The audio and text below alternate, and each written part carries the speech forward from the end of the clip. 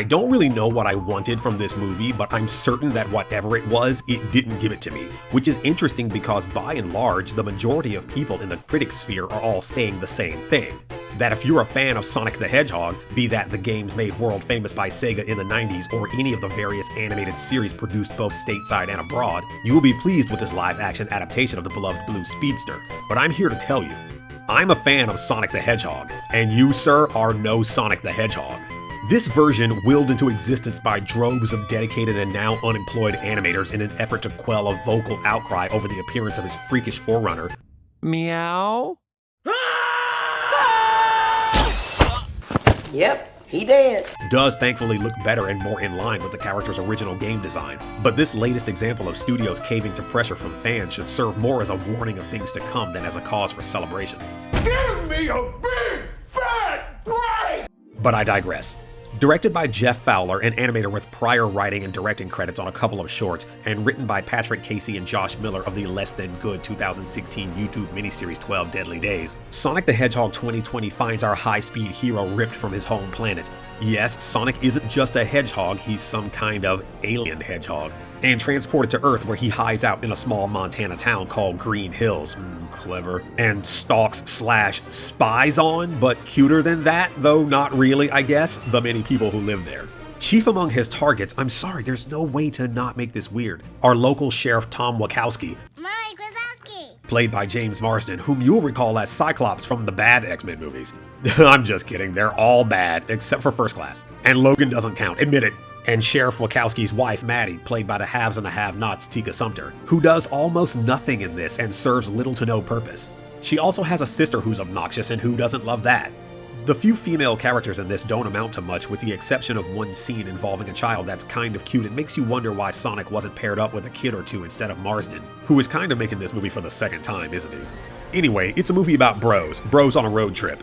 Ben Schwartz of Parks and Recreation provides the voice for Sonic, and he's fine, I guess. I don't know. It's not like I needed Jaleel White to come back or anything, but I think I just found this version of Sonic kind of annoying. I want to punch you in the face so bad right now. What? He's a little more Ferris Bueller than I needed, but I guess that's just what happens when you have no one to talk to for that long. You start talking to people who may not actually be there. You're still here? It's over. Go home. Oh, and Neil McDonough's in this for like a scene. If you know why, please leave a comment below, because I don't. Sorry, Major, what was your name? Benny? Nobody cares! Anyway, Sonic is lonely as he's been instructed to keep his superpowers a secret at all costs from anyone who might exploit them. So in order to do that, he elects to live in isolation. For years. And years.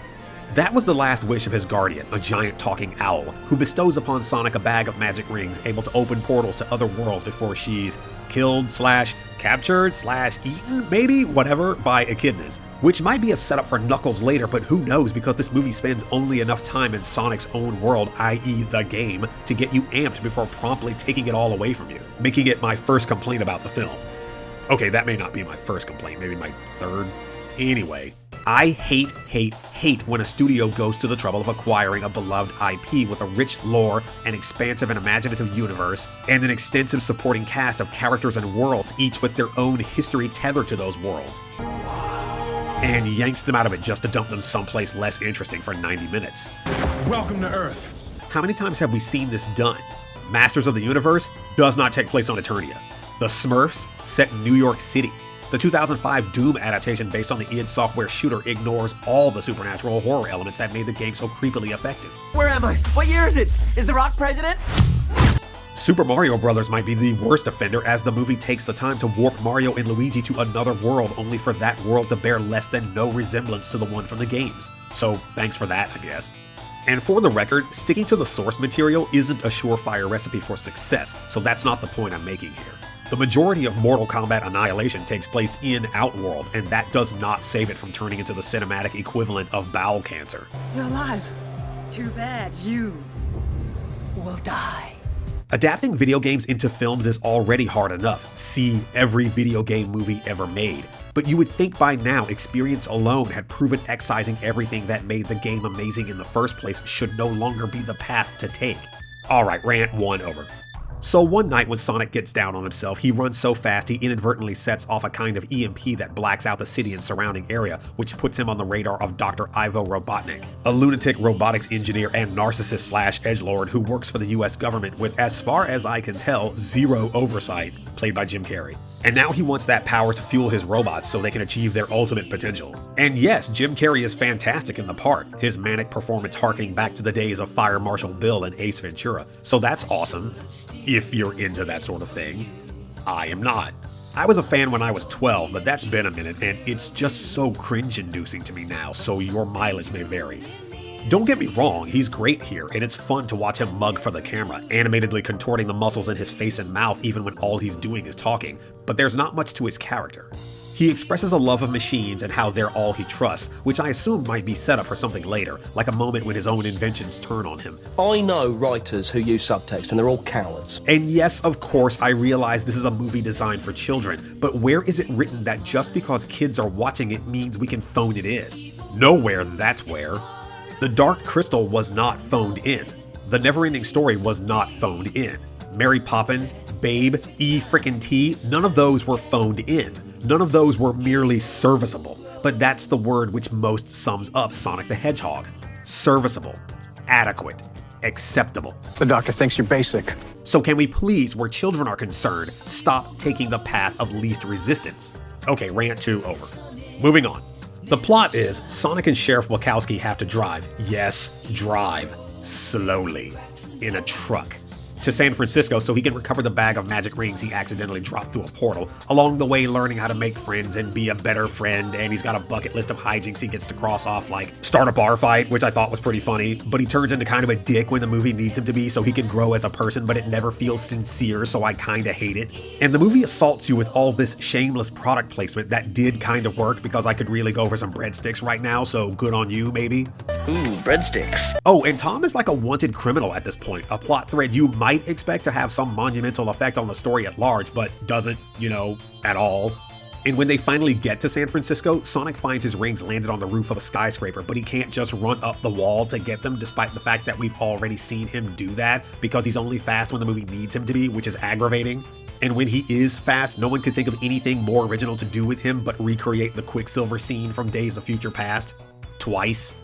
It's frustrating as hell, man. I mean, it's fun, kinda, but the sheer lack of ambition in this is enough to make you want to bite down on a sheet of tinfoil. He keeps getting compared to Detective Pikachu, which, sure, fine, I guess, but while that movie's certainly nothing to start a religion over, it at least showcases genuine heart and soul, and a level of imagination in how its world operates, giving it a distinct leg up over this. Rant 3? 4? The Dr. Robotnik of the games wasn't only a robotics expert. Many of his inventions were mechanical prisons housing innocent creatures that needed to be rescued. His forces consisted of everything from mechanized versions of animals and towering battle armors to flying fortresses, and all this movie gives us is drones, an armored car, and a plane. And don't tell me we'll get to see the really cool stuff in the second one because 1, I'm getting really tired of hearing that about stuff, and 2, it's almost never true. It's downright rude that the film opens on footage of the Green Hill Zone. In the games, Robotnik oversaw humongous worlds overrun with technology. There's no Scrap Brain Zone in this, no Death Egg Zone, no Metropolis Zone, no Wing Fortress Zone, it's just Montana. And when the San Francisco showdown sets off, the movie can't even be bothered to take full advantage of its surroundings. Surroundings we all know can be utilized to white-knuckle effect where high-speed chases are concerned. Look, I knew better than to expect a console perfect translation of the Sega Genesis games, I really did, but what we got was just so lackluster. And then it has the gall to tease a sequel with not 1 but 2 mid-credit scenes, both of which would be cool if they weren't so predictable. I'll take a second one for sure, but only if they can find a way to actually incorporate more of the wilder ideas from the games, like the Chaos Emeralds that allow Dr. Robotnik to time travel and alter the futures of different worlds, or the sinister Mecha Sonic, which is exactly what it sounds like.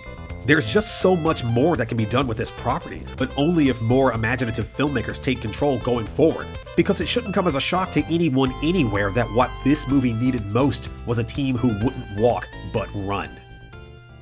Hey guys, thanks for tuning in. If you enjoyed today's episode, hit that subscribe button, leave a comment, and give us a like.